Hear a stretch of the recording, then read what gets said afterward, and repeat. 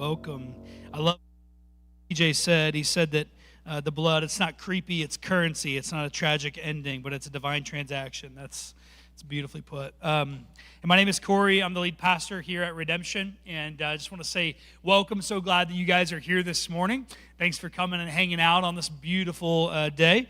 We say this every single week at Redemption, that there are two things that you can expect here at Redemption. Number one is the presence of God. That's His promise to us, not our hope for Him. He's always here every Sunday. We get to meet Him and worship Him here at this church, and we're so thankful for that. And then the second thing is that you're going to meet the nicest people in all of St. Louis. We believe that to be true, and we hope that that's already been the case for you today. We wanted to say specifically to those who are new to Redemption, our first-time guests, let's go ahead and give it up for them. Yep. Thanks for coming and being a part of this. Today is a very celebratory day.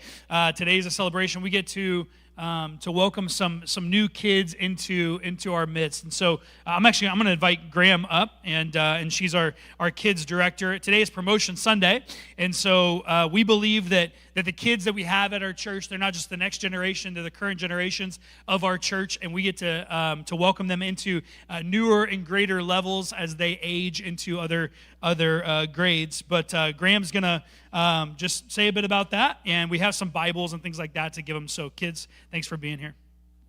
So we just like to recognize milestones and help families celebrate when those milestones come. So today we're recognizing our kindergartners, or once you finish kindergarten, 5th grade, going into middle school, and then our 8th graders going into high school. And we would recognize our seniors, but we don't have any this year. We will next year.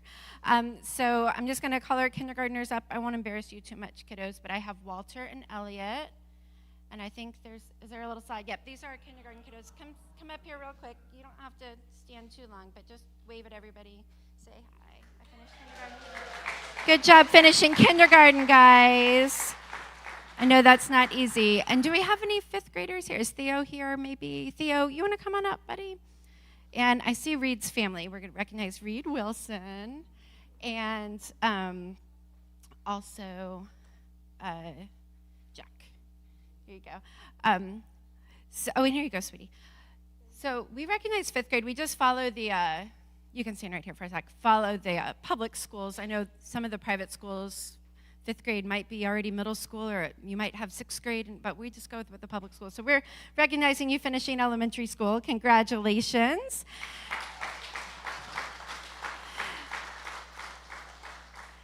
And we have a couple middle schoolers. I'll send it home with their family. But that's all. You want me to pray for them? I can pray for them real quick. Okay.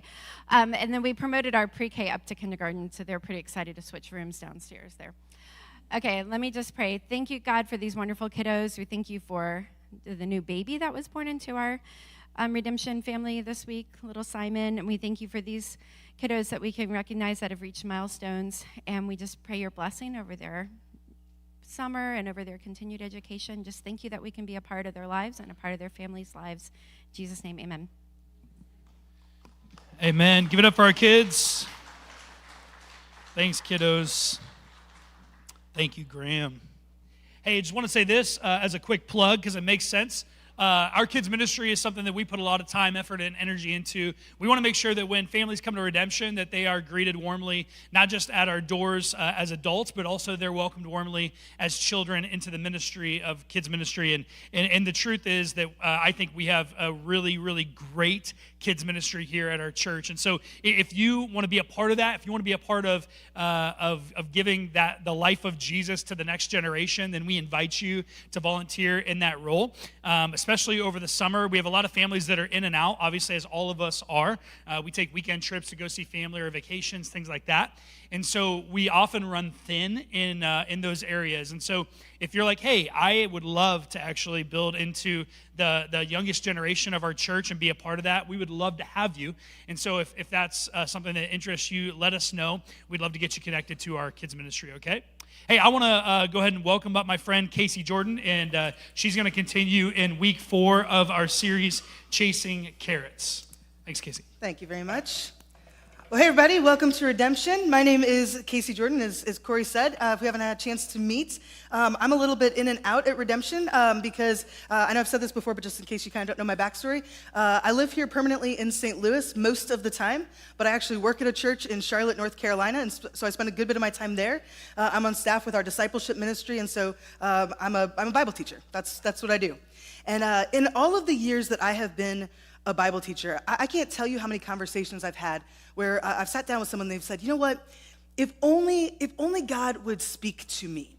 If only I could just hear from God, if only he would give me his promises, if only he would give me his assurance, if only he would tell me exactly what he wants me to do, well, then I would trust him. Then I would believe him. Then I would obey him. If only. And every time I ask, like, but would you? Would you really? Because here's the thing. God has done that. God did that all throughout the Bible. And so often, the people who heard from God didn't trust him, didn't believe him, didn't obey him. So apparently, the issue was not that God hadn't spoken or promised or assured. The problem was that the people of the Bible, and so often us, we've already put our trust in someone or something else. Our trust lies elsewhere. So today we're wrapping up this series called Chasing Carrots. And over the last handful of weeks, we've been looking at these different kings in the Bible. And each of these kings chased after something that they thought, that they believed was going to give them something, was going to satisfy a longing. And what they found was that over and over again, these things that they chased after didn't satisfy, didn't keep the promises they seem to have made. We're looking at a man today who, despite having received these promises and assurances from God, despite having heard from God directly about his life, about what God was going to do, despite all of that, he still experienced this deeply rooted insecurity. And this insecurity led him into idolatry. So let me set up the story with a little bit of background. The second king of Israel was a man named David. David was a good and godly king. Not a perfect one. If you read David's story, you know that he was far from perfect. But he's the only man in the Bible described as a man after God's own heart. He was a godly king. And largely, under David's rule, the people of Israel, the people that he was leading, followed and obeyed God. It was a very godly time for the nation of Israel. But then David died, and his son Solomon became king. We talked about Solomon a couple of weeks ago. If you missed that message, Corey gave a phenomenal message on Solomon. Go listen to that. Listen to what Solomon chased. But Solomon became king, and the thing about Solomon is that he actually started off really well. He started off strong. But Solomon ended up marrying these many wives from all of these different nations who worship different gods. And as a result of this intermarrying with these other faith systems, he ended up leading the people of Israel astray. He led them into sin and idolatry. And so as a result, God comes to Solomon and he says, hey, here's the thing. I'm taking the kingdom from you. As a result of your sin, I can't trust you. I can't trust your descendants to lead my people well. I'm going to leave a small remnant to your son, to Jeroboam. And I'm only doing that because David was so godly. So this is for David, not for you, is essentially what God says to Solomon. So he's going to get to keep a small portion of the kingdom, but the rest of the kingdom is going to go to a guy named Jeroboam. I know, confusing. Rehoboam is the son of Solomon. Jeroboam is the guy who's going to get most of the kingdom. We're mostly talking about Jeroboam today. All right? So that's kind of the quick background. But listen to what it says. This is God sending a prophet to Jeroboam to let him know, hey, here's what's going to happen. I'm going to entrust a large portion of this kingdom to you. Here's what this prophet of God says to Jeroboam. And I will place you on the throne of Israel, and you will rule all that your heart desires. If you listen to what I tell you and follow my ways and do whatever I consider to be right, and if you obey my decrees and commands as my servant David did, then I will always be with you. And listen to this. I will establish an enduring dynasty for you as I did for David, and I will give Israel to you. So this is what this prophet comes to tell Jeroboam. He's hearing from God. These are promises and assurances from God. This is good news, right? Good news for Jeroboam. Great news for Jeroboam. Now, Solomon apparently got word of this. This is before Solomon dies. And so Solomon tries to kill Jeroboam. Solomon does not like where this is headed. He does not like God's plan here. So he tries to kill Jeroboam. Jeroboam flees to Egypt until Solomon dies. So Solomon does die eventually, and upon his death, Rehoboam, his son, becomes the king of Israel, of at this point, all of Israel. So Jeroboam comes back, but what's happening in the nation of Israel, the kingdom is not yet divided. Right now, Rehoboam is the one king. So the people of Israel come to Rehoboam, and they say, okay, Rehoboam, here's the deal. Your father Solomon, he laid these really heavy taxes on us. He laid these heavy burdens on us. He made our labor hard. Would you lighten the load a little bit? Would you give us some breathing room? Would you make things just a little bit easier for us? And Rehoboam, very unwisely, goes to a bunch of his buddies and says, what do you think I should do? And his buddies say, tax them harder. Make it worse. Make their lives miserable. And Rehoboam goes, that sounds good. And so he goes to the people of Israel and he says, I'm going to make it harder for you. I'm going to tax you heavier. I'm going to make it worse for you. So you know what's happening here? The people of Israel are primed to go with another leader. They are not looking forward to Rehoboam as king. They're not looking forward to Rehoboam as king. So listen to what it says. When the people of Israel learned of Jeroboam's return from Egypt, so those guys come back, they called an assembly and made him king over all Israel. So you see how God's plans and purposes are at work here? So only the tribe of Judah remains loyal to the family line of David. Now that should come as no surprise, right? Given Rehoboam's threat to make their lives even more miserable than they already were, it shouldn't surprise us that the people of Israel were looking for another leader. They didn't want Rehoboam. Jeroboam sounds much better. Now here's what's interesting. Rehoboam gathers all of the men that are still loyal to him. All right, so most of the people have gone with Jeroboam. Rehoboam gathers kind of his remaining men and says, all right, we're going after Jeroboam. We're going to take back the kingdom. And so they go marching against Jeroboam and his people. And listen to what happens. This is so interesting to me. But God said to Shemaiah, the man of God, or a prophet, so you're going to be a spokesperson for me, say to Rehoboam, son of Solomon, king of Judah, and to all the people of Judah and Benjamin, and to the rest of the people, this is what the Lord says. Do not fight against your relatives, the Israelites. Go back home, for what has happened is my doing. So they obeyed the message of the Lord and went home as the Lord commanded. Don't you wish it was that easy to end wars? They went home. This prophet comes and says, hey, God wants this to happen. They're like, oh. And they go home. Now here's the thing. At this point, you'd think that Jeroboam would be feeling pretty secure in his kingship, right? Pretty secure in his kingship. He has heard from a prophet of God telling him, this is what's going to happen. You're going to be king, and if you'll just obey me, I will set you up as a dynasty. Now, when his enemies come, all God does is send a prophet to say, hey, this is my doing, and they turn around and leave. So he's heard from God. He's gotten God's promises. He's gotten God's assurance in protecting him from a battle. You would think Jeroboam would be feeling pretty good about his kingship. He'd be feeling pretty secure about it. But listen to what happened just a verse later. Jeroboam then built up the city of Shechem in the hill country of Ephraim, and it became his capital. Later, he went and built up the town of Peniel. Real quick aside on that, this was not uncommon for kings to, when they became a king, to go and fortify cities to protect themselves. What's interesting about these two cities, though, is that this was to protect him from Rehoboam. What happened a verse earlier? God protected him from Rehoboam. But his first act as king is to set up these fortress cities. Now, there's nothing inherently sinful about setting up fortress cities. Truly, there's not. Again, that was very common practice for kings. But it gives us a glimpse into where Jeroboam's heart is, doesn't it? God has just protected him, and his first act is to protect himself. Then it says this. Jeroboam thought to himself, unless I am careful, the kingdom will return to the dynasty of David. When these people go to Jerusalem to offer sacrifices in the temple of the Lord, they will again give their allegiance to King Rehoboam of Judah. They will kill me and make him their king instead. The people have just rebelled, like verses earlier, against Rehoboam and given their allegiance to Jeroboam. God has just confirmed that this was his will. He has just shown that not only have I made this promise, but I'm gonna prove it. I'm gonna protect you. All of this has just happened. God has even promised Jeroboam that, hey, if you just obey me, I will make you a dynasty. Just like I did David. I will make you a dynasty. So what does Jeroboam have to be worried about? What does he have to be worried about? Let me explain what's going on here. Do we have the map of Israel? Okay, so if you look at this map, this is Israel.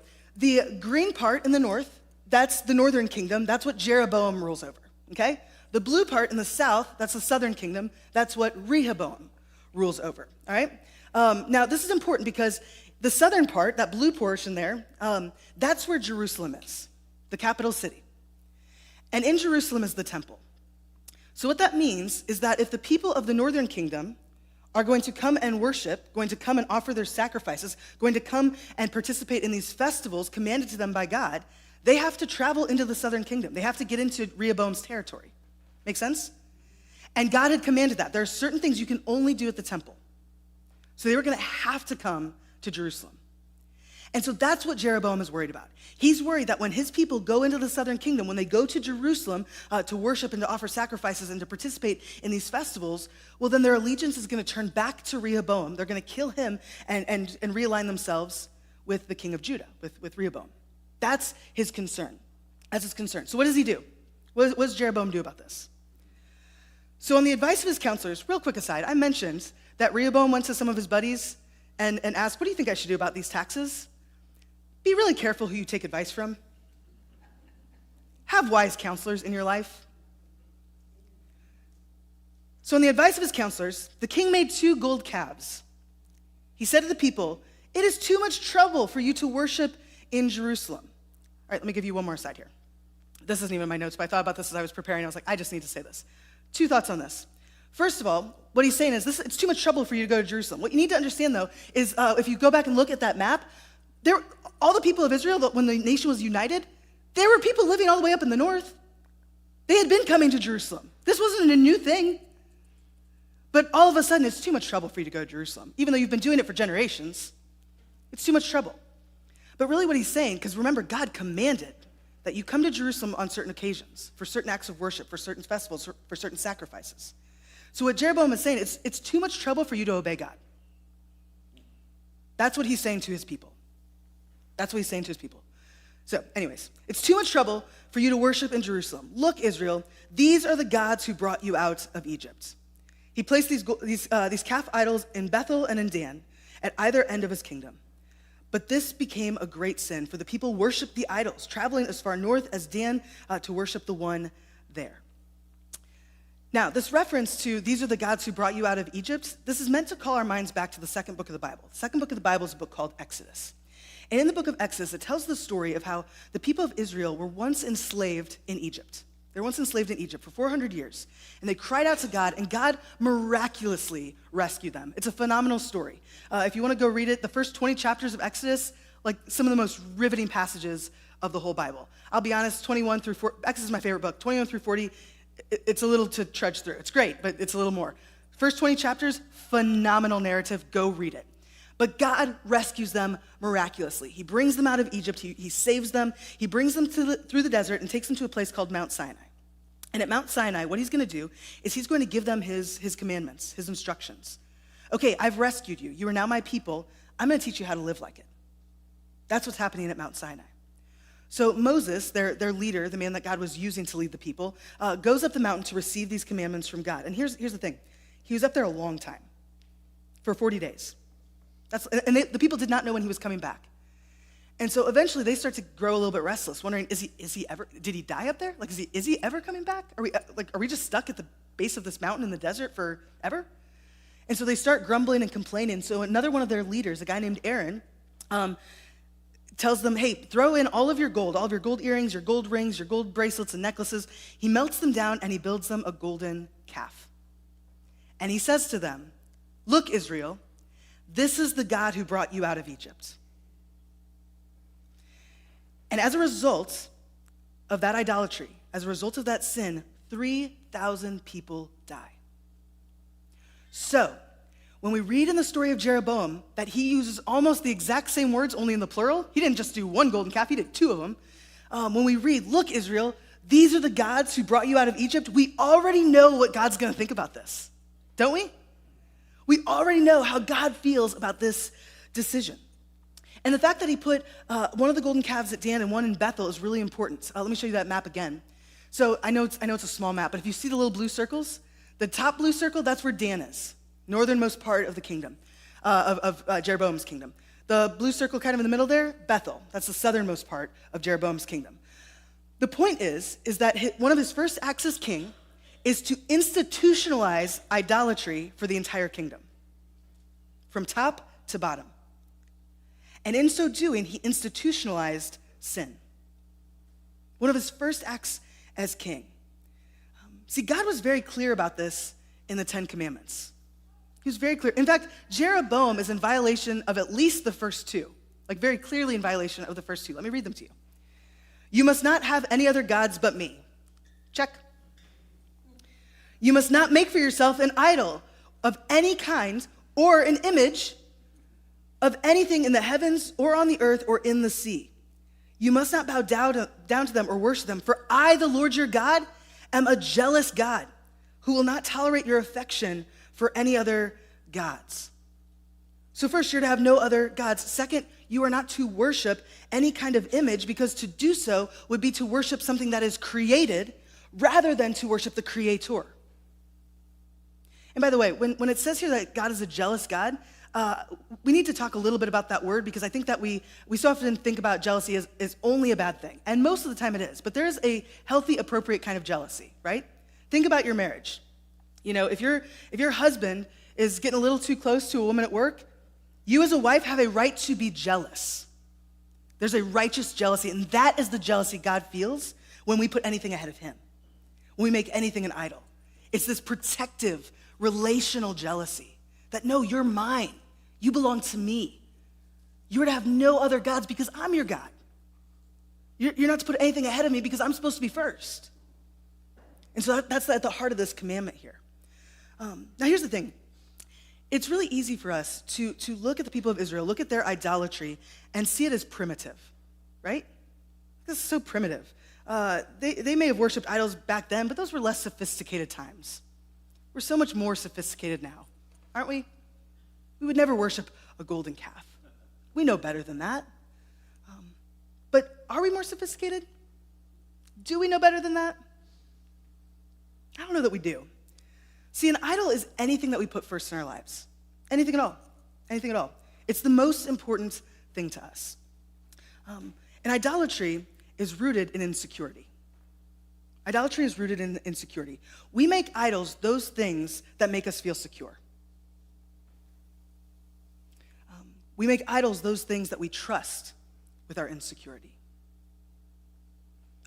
Security or insecurity is at the root of our idolatry. So wherever your insecurity lies, that's where you're going to be most tempted towards idolatry. That's how it works. And we all have insecurities, don't we? We all do. We all have insecurities.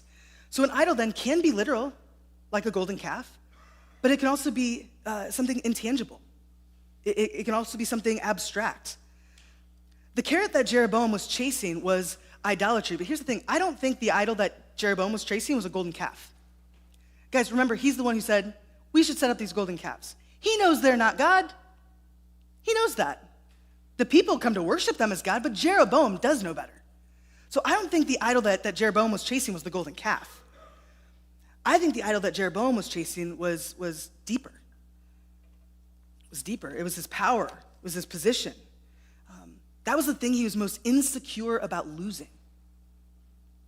So you see, even in Jeroboam's life, insecurity is what drove him to idolatry. Really what he did was he made idols to serve his idols. The golden calves, the idols, were meant to serve his idolatry of power and position, because his insecurity was found in his power and position. Do you kind of see how that works? Tell me we don't do the same thing. Tell me we don't do the same thing. Tell me we don't have our own deeply held idols. I don't know what it is for you. Maybe like Jeroboam, it is your power or your position or your influence or your status. It might be appearance. It might be comfort. It might be materialism. It might be the opinion of others. It could be just about anything. We can make just about anything an idol. Here's the thing, though, about idols. Here's what's tricky about them. If we take otherwise good things and make them ultimate things, they too can become an idol. So take marriage, for example. The Bible tells us that marriage is a gift from God. It's a good gift from God. But if it becomes the most important thing to you ahead of God, well, then your marriage is an idol. The Bible says that children are a gift from God. a good gift from God. But if your children become the most important thing to you ahead of God, your children are an idol. They're an idol. The truth is, we all have idols in our lives, every single one of us. Michel de Montaigne, a philosopher during the French Renaissance, once said this. He said, "Man is certainly stark mad. He cannot make a worm, and yet he will be making gods by dozens." I love that. Corey shared that with me, and I was like, that is one of the most brilliant things I've ever heard. He cannot make a worm, and yet he'll be making gods by dozens.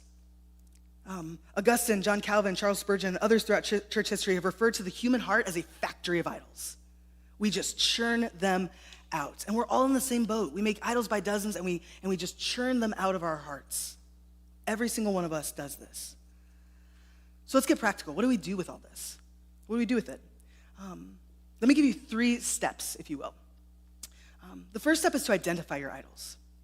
Identify your idols. What really is most important to you? What really comes first in your life? As I've said, at the root of all idolatry is insecurity. We put first in our lives those things that make us feel most secure. So where does your insecurity lie? That might be a bit of an uncomfortable self-reflection, but it's an important one. Where does your insecurity lie? If you're not sure where to start, let me give you a couple of places. First, look at your credit card statement. Look at your bank account. Where does your money go? Beyond the necessities. I understand. You need to pay your rent or your mortgage. You need groceries. I understand all that. Where does the rest of your money go? What does it maybe say about what is important to you? On the flip side of how you spend your money, frugality can be an idol as well. I think so often we think of being frugal as, well, I'm just being wise with my money. I'm just saving. Well, it depends on why, doesn't it? Depends on why you're being frugal. Could it be that you're afraid you're not going to have enough and your security lies in your savings? I'm not saying saving is a bad thing, but do you see what I'm getting at there? I'm getting at the heart motivation. Again, same with spending. Spending by itself is neutral. The question is, why are you spending and what are you spending it on? That's really the question. What does that maybe say about what's most important to you? So consider it. Check your credit card statement. Go through it just line by line. Just go through the last week and say, what if someone else were to look at this, what would they conclude is most important to me? What would they conclude matters the most? Second, look at your calendar. Where does your time go? Again, I understand that for many of us, not all, but many of us, a good portion of our time goes to our jobs, okay? What about your discretionary time? The time that's entirely left up to you. Where does your time go? And if you don't really know, I would honestly recommend doing a time study. I'm starting this at the beginning of June with a couple of my coworkers, and we're going to do it just for work, but just for the sake of accountability, we're doing it for our whole lives, for 2 weeks. And then we're going to talk not only about our work priorities, but we're going to talk about our personal priorities and how we collectively are spending our time. You can do it in 15-minute increments, 30-minute increments, but where's your time actually going? I think I've done this a handful of times over the course of my life, and I'm always surprised at how much time I'm wasting, how much time I'm spending on things that if you were to look at my calendar and look at how I spent my time, you'd be like, oh, this really matters to you. Do you realize this really matters to you? Like, I didn't until I looked at my calendar. So take a look at your calendar. Take a look at the commitments that you've made. Take a look at how you're actually spending your time. What does that maybe say about what matters most to you? It might reveal some idols. What about your mind? What consumes your thoughts? What do you spend most of your time thinking about? What do you spend most of your time talking about? I had a student pastor when I was in high school, and I remember him saying one time, his message was on talking about Jesus and sharing Jesus with people, but the line still just rings in my head as it applies to so many other things. He said, we talk about what we love. We talk about what matters to us.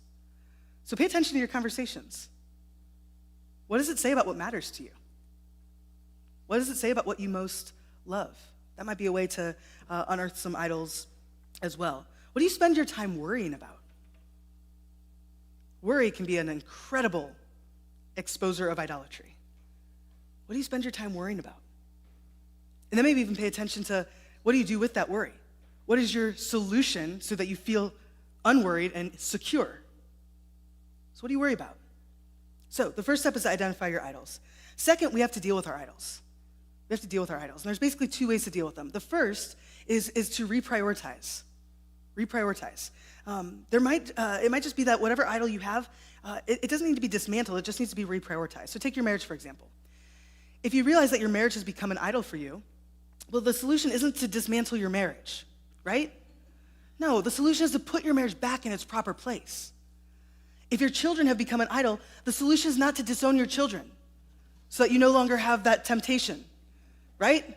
Of course not. You don't abandon them because you have a problem with idolatry. You reprioritize them. You put them back in their proper place as a good gift from God, but not God. So some idols really just need to be reprioritized. Same with your job. Our jobs can so quickly become idols. They can so quickly become idols. Your job serves a purpose. Your job is important. But if your job has become an idol, you may need to, again, put it back in its proper place. The solution probably isn't to quit, maybe, but probably not. It's just to reorient it, to put it back where it belongs in your life. So what good things in your life have become ultimate things in your life? What needs to be reprioritized? What do you need to put back in its proper place? So, reorient, reprioritize. But second, there's some idols that just need to be shattered. They just need to be shattered. An idol of mine is appearance. I want to read something to you that I wrote a handful of years ago as I reflected on this idol in my life. And I was hesitant to share this with you because I don't want this to be self-indulgent. But I'm hopeful that maybe the way that I reflect on this might help you to reflect on whatever your idol is, even if yours isn't the same as mine. So I just want to read this to you. Each morning begins the same way. It begins with worship, but not the kind of worship you might be thinking. Each morning I roll out of bed and go immediately to the shrine I've established in my bathroom, a little blue scale. If yesterday I sacrificed an offering of oatmeal raisin cookies on the altar and demonstrated my devotion by paying penance at the gym, well then today the weight gods will reward me with a favorable number. But if I instead ate those cookies and skipped my penance, then I will be punished with a less favorable number. More than I would like to admit, my happiness rises and falls with that number. It is nothing short of worship. But this little glass idol of mine is far too small. It cannot love me or care for me. It cannot comfort me or encourage me. It cannot listen to me or cry with me. It cannot die for me. It is really no God at all. So today, I disassembled my shrine. The scale is gone. My glass idol lies shattered at the bottom of a garbage truck. Tomorrow, my day will begin differently, with worship still, but of a different kind. You see, everything I have belongs to the God who gave everything for me. My life, my heart, my body, my worship. If you're worshiping anything less than the God who made you and loves you and died for you, well, then your God is far too small. Maybe it's time to shatter your idol, whatever it may be. There are some idols that just need to be shattered. They just need to be dismantled. One of the most frequent commands that God gave the people of Israel throughout the Old Testament was to deconstruct, to dismantle the high places. Now, the high places were called that because they were built elevationally high to show their place of prominence over a city or over a town. So up on the high places, that's where idols were erected and worshiped. And so God over and over again says, tear down the high places. Don't reprioritize them, don't reorient them, don't make excuses for them, tear them down. Destroy them. In fact, if you go through and read all of the kings of Israel, so often when it says, and so was wicked and followed in the ways of his father, and he did not tear down the high places. That is one of the most frequent indictments against the wicked kings of Israel, that they did not tear down the high places. What are the high places in your life that need to be torn down? Not reprioritized, not reoriented, not excused, but torn down, shattered. What do you need to shatter? You may need to take a hammer to the scale. You may need to pull the plug on social media. I'm not anti-social media. I have it. But man, talk about a breeding ground for comparison, for discontentment, for idolatry. You might need to pull the plug on it. It may be that you need to cancel a streaming service or two because it's serving your idol of comfort and entertainment. It may be that you need to refuse to take on extra hours at work because you haven't been home for dinner in months. Ambition can be a really good thing. It can also so quickly become an idol. What do you need to tear down? What do you need to shatter? Take time today to identify your idols and to figure out what you need to do, how you need to deal with them. But here's the thing. If all you do is identify your idols and then figure out whether you need to reprioritize or shatter them, here's what's going to happen. Something else is going to come and fill the void. Something else is going to come and fill the void. You're still going to have insecurity. You're still going to have a temptation, a propensity towards putting something first in your life. Don't get me wrong, or don't believe otherwise. Something is first in your life. Something is first in your life. The question is, what will that be? So the third step is to reestablish God as God over your life. Put God back in his proper place.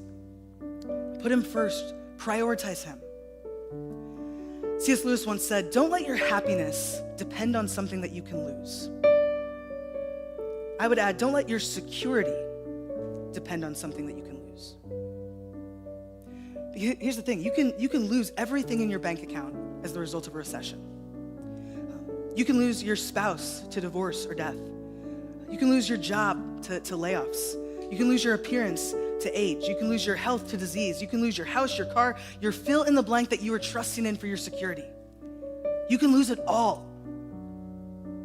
The one thing you cannot lose is your relationship with God. It's the only thing you cannot lose. So why would we trust in anything for our security that we can lose when there's only one thing that we can't?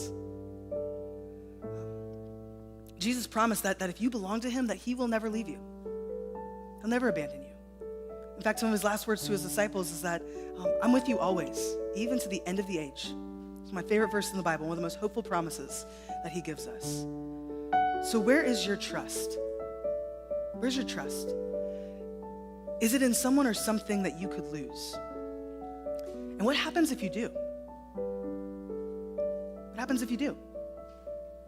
If you already follow Jesus, if you already have a relationship with God, well, then take time to consider whether you've allowed something to take his place in your life, functionally speaking. Yes, I trust Jesus. Yes, I follow Jesus, but I'm actually really trusting and following this thing.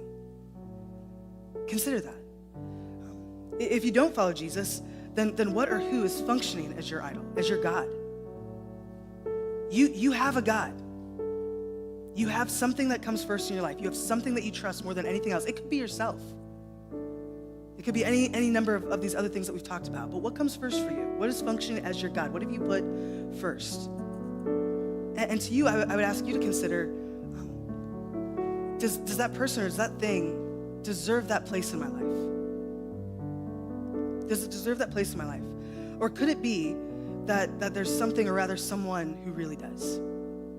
Who really does?